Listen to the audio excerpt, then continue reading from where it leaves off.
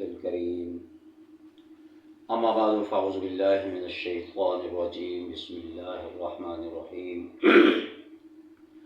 محترم سامعین ناظرین السلام علیکم ورحمۃ اللہ وبرکاتہ۔ آج کی اس نشست کے اندر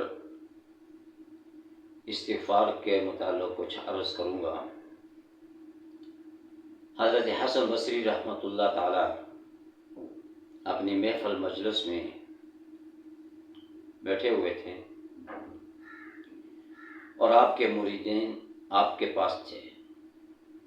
ایک شخص باہر سے آیا کہ حضرت میرے لیے دعا کریں کہ اللہ تعالیٰ میرے رزق کے اندر اضافہ فرما دے، میں مقروض ہوں، میرا کاروبار نہیں چلتا۔ تو حضرت حسن بصری رحمۃ اللہ تعالیٰ نے فرمایا کہ جاؤ استغفار کثرت کے ساتھ پڑھو۔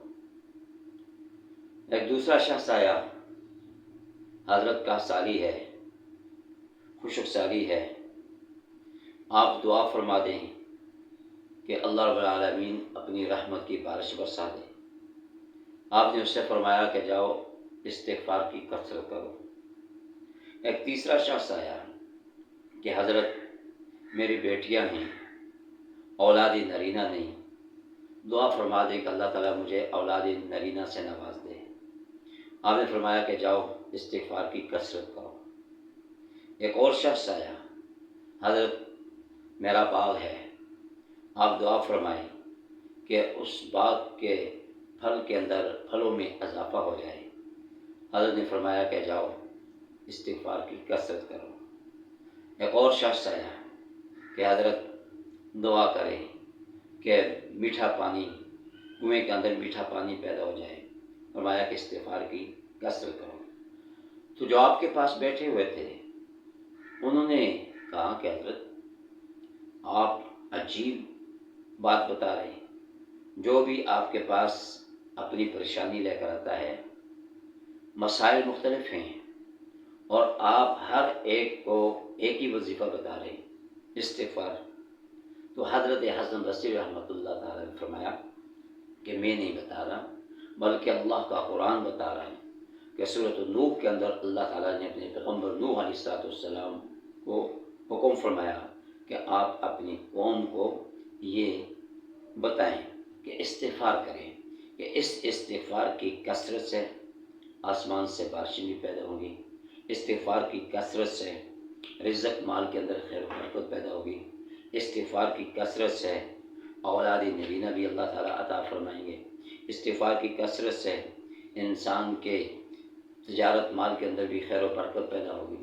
تو یہ ایک ایسا مجرب وظیفہ ہے کہ جس نے بھی اس وظیفے کو کیا، فرمایا کہ اللہ رب العالمین استغفار کی کثرت سے اس کے تمام پریشانیوں کو، تمام مسائل کو حل فرما دے گا۔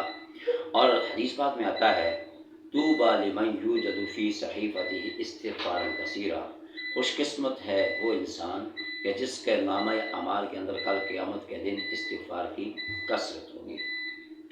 اور استغفار کیا ہے کہ استغفر اللہ ربی من کل ذنب واتوب الیہ، یا دوسرا یہ استغفر اللہ الذی لا الہ الا هو الحی القیوم واتوب الیہ۔